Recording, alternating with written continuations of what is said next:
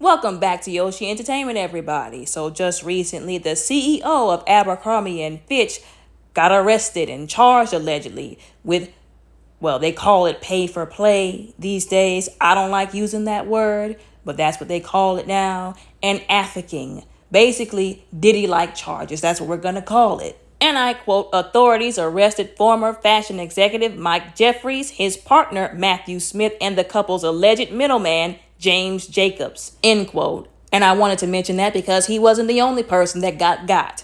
There was two other people, including his partner, who got concerning these charges. Now, there's a reason why I called them Diddy-like charges, because they put all of Diddy's business out there, and I'm not opposed to it because he was allegedly out here hurting people in the community the most, allegedly, and some people outside of the community, y'all know what I mean by that. Although we're not going to let these other people like him skate by as well. He can get this business too. He can get this same smoke as well. Everybody can know his business and what he done allegedly done as well. Now let's get into these details. And I quote, the FBI opened an investigation last year after the BBC revealed claims that Mike Jeffries and his partners sexually exploited and abused men at events they hosted in their New York residences and hotels around the world. The BBC investigation found that there was a sophisticated operation involving a middleman and a network of recruiters tasked with finding men for these events. U.S. Attorney for the Eastern District of New York, Breon Peace, alleged that Mr. Jeffries used his wealth, power, and status as CEO of A&F to traffic men for his own sexual pleasure and for the pleasure of his partner, Mr. Smith. Outlining prosecutors' accusations, Mr. Peace alleged the couple employed Mr. Jacobson as their recruiter who would conduct tryouts with men from across the globe by engaging them in sex acts in exchange for money. Once Mr. Jeffries approved of the men, they would be flown to his New York home where they would be pressured to consume alcohol, Viagra, and muscle relaxants, Mr. Peace claimed. Prosecutors further alleged that Mr. Jeffries and Mr. Smith directed others or personally injected men with an erection-inducing substance when they were incapable or unwilling to participate. The ex-CEO spent millions of dollars on a massive infrastructure to support this operation and maintain its secrecy, prosecutors said, which included international travel, hotel stays, paid staff, and security for the events. Prosecutors said there were 15 victims mentioned in the indictment, but alleged that the operation encompassed dozens and dozens of men. Now, allegedly, Jeffries was released on a $10 million bond, while his partner in disgusting, demonic, heinous crimes was released on a $500,000 bond. Now, let me reiterate the alleged charges, the alleged actions, the allegations, if you will, what they're being accused of doing in this lawsuit. And I quote, a civil lawsuit was also filed in New York accusing Mr. Jeffries and Mr. Smith of X-rated trafficking, the R word, and X-rated brutalization, so to speak. On top of that, and I quote, the lawsuit also accused Abercrombie and Fitch of having funded a X-rated trafficking operation led by its former CEO over the 2 decades he was in charge, end quote. So once again, I'm glad that he's still catching this smoke, so to speak, this legal smoke somewhat, because we all know why he's not going to get it like how Diddy is getting it, so to speak, despite the fact that he's no longer the CEO. Whenever you see CEOs stepping down either randomly or in the middle of somebody who's getting busted, who was really, prominent in certain places, had some crazy stuff going on, pay attention to that, because that's a dead giveaway that either they were involved or that there was something that they did they had no business doing. They had some kind of illegal activities going on, and they don't want to be publicly busted as well as the CEO, because they could get in more trouble, because then, again, comes the racketeering charges, which they could also get him on as well if they really wanted to. Because remember, they said that his company he was a CEO over was allegedly being used to help facilitate all of this. They could say he used his funds from any businesses, or Abercrombie and Fitch for that matter, to help facilitate trafficking men for his own disgusting, demonic sexual pleasures. Once again, I want to hone in on and talk about a little bit more how this dude was allegedly out here with his partner, allegedly, going around, getting young men who they found attractive, allegedly, flying them out to places, the P. Diddy of it all, affecting them, apparently, allegedly. Basically telling them, oh, if you want to get to the next level in your career, you want to walk through this door, you have to sleep with me. Going so far, as I said before, as I quoted before, that they had these men on Viagra, allegedly. Muscle relaxants. And y'all know what that means, right? They wanted these men to be pliable, if you will. They didn't want them to resist. The intention was to assault these men against their will. It even said right here in the article that he would do these things to people. He would have people around him, again, the P. Diddy of it all, allegedly with drugs, so that they can inject these men with to make them more willing, if you will. It said right here, when they were unable to participate or unwilling, he would move to the next step of taking away their consent and hurting them in a heinous way. I mentioned in the previous video that I would talk about this some more and about the allegations that a lot of these men apparently allegedly, or that some of them were not gay men. Some of these men were straight men, and he took pleasure in either turning them out or still forcing them to sleep with them so that they could go on to the next level. He had a partner already, allegedly. Why in the world didn't you do what you wanted to do with the guy who was consenting to being with you? No, you had to go out and get somebody who didn't want to do it. And you can say that I'm petty and disrespectful for this, but if you've seen a picture of this guy, Jeffries, he looks like the type of guy that would have to pay somebody to screw him or coerce them because nobody wants to lay down with him. One look at him and I can understand why nobody would want to lay down with him. But like I said before, the fact that he would go out, whether the young man was straight or not, and still make these men, coerce them, hold their careers over their heads to get them to sleep with him, which is not only unethical and illegal, but also gross and heinous. He's a disgusting human being. And the fact that his partner was helping him do this, they had people on the payroll, if you will, who was going out and searching for young men who was their type, if you will.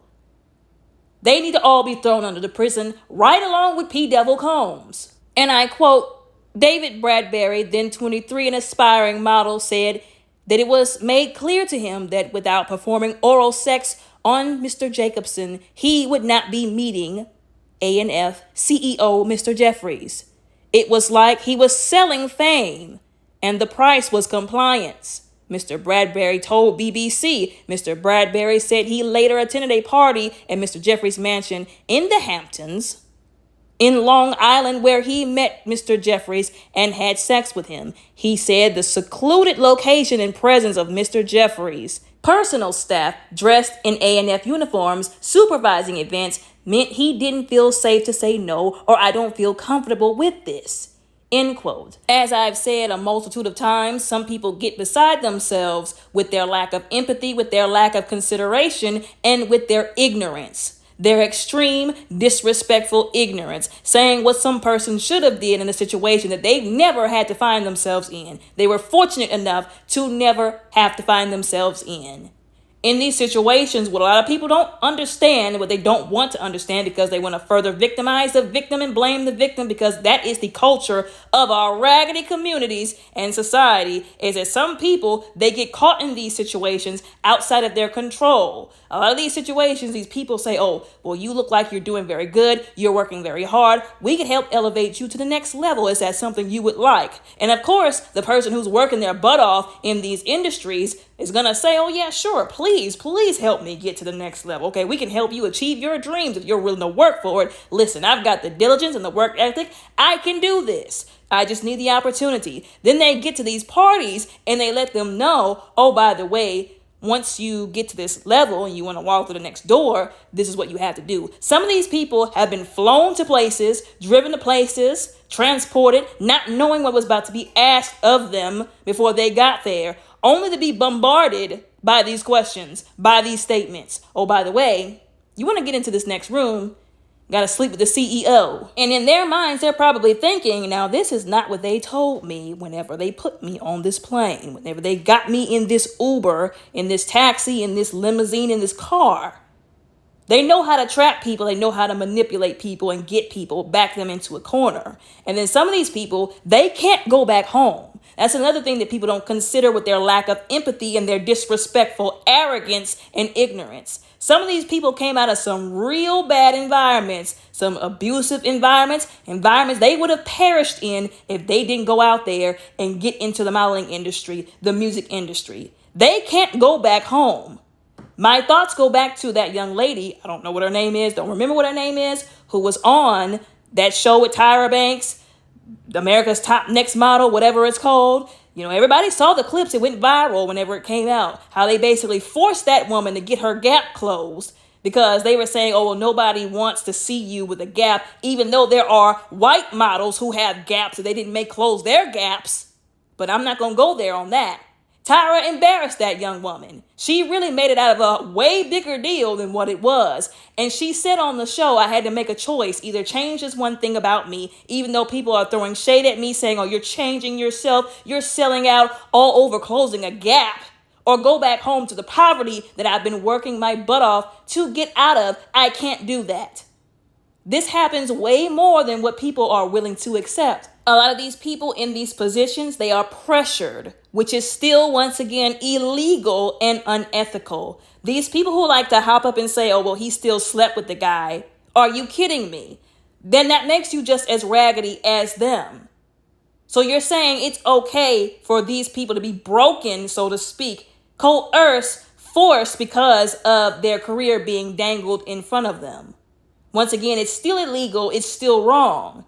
And they all need to be thrown under the jail for doing this to these men in this situation. Also, once again, focusing on some details of that young man mentioned, how there were people working for the company walking around the place he was at.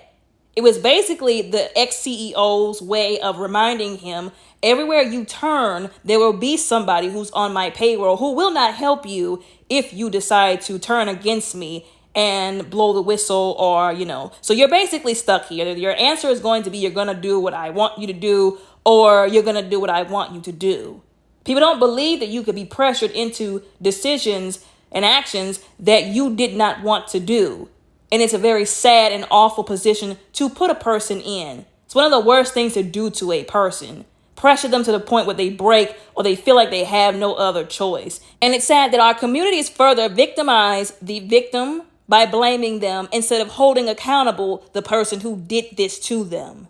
Now, one other thing I wanted to mention in this video, recently, the comedian Kev on Stage made a video about how back in the day before he went into comedy and all of what he's doing now, him and his wife allegedly actually applied at an Abercrombie and Fitch store wherever they were at the time. And basically the manager allegedly told them to their faces, oh, we're looking for somebody that's more on brand with the company. In other words, blonde people, white people. And I'm still trying to understand, how in the absolute world did this company get away with this for so many years? I'm failing to understand, because the last time I checked, there were laws, were there not, set in place to keep employers and companies from being biased whenever they're hiring people based on the color of their skin and their race. So how in the world Abercrombie and Fitch was able to do some hot doo-doo mess like that for all this time? It baffles my mind how they were able to get away with this, how the government let them do this. Our communities and societies did not protest, and maybe somewhere people did, but unfortunately they were not successful at waking everybody up. But it doesn't surprise me concerning what has happened now. And he even mentioned, oh, well, I'm glad they turned us down, because look at what happened to all the people who they claimed they wanted. Look at how they treated these people, what they did to them, the heinous things that they did to these men. And I've said this before, if a company, a person, anything, anybody is racist, especially that racist, because we're going to call it out for what it is, racist, that was very racist. If they're racist and they're that racist, you can bet your bottom dollar there's something else that you're not going to like, that's illegal, that's unethical. So once again, I wasn't surprised when the former CEO got slammed with these allegations. When you look at how they treat people, how they act, you can tell they're probably involved in something that's also not good. A lot of this stuff goes hand in hand. Once again, if there's one thing that's bad, there's probably something else that's worse too. I hope all the victims get their justice. I hope all the men that he hurt and that he tried to ruin get their justice. And I really hope that these corporations, these judges, the law, I hope that they don't allow the fact that he's a white man with privilege in this country stop them from getting those men their justice. Y'all let me know what y'all think about all of this down in the comments below respectfully. Don't forget to like and subscribe. Y'all all have a very blessed, beautiful, and safe day.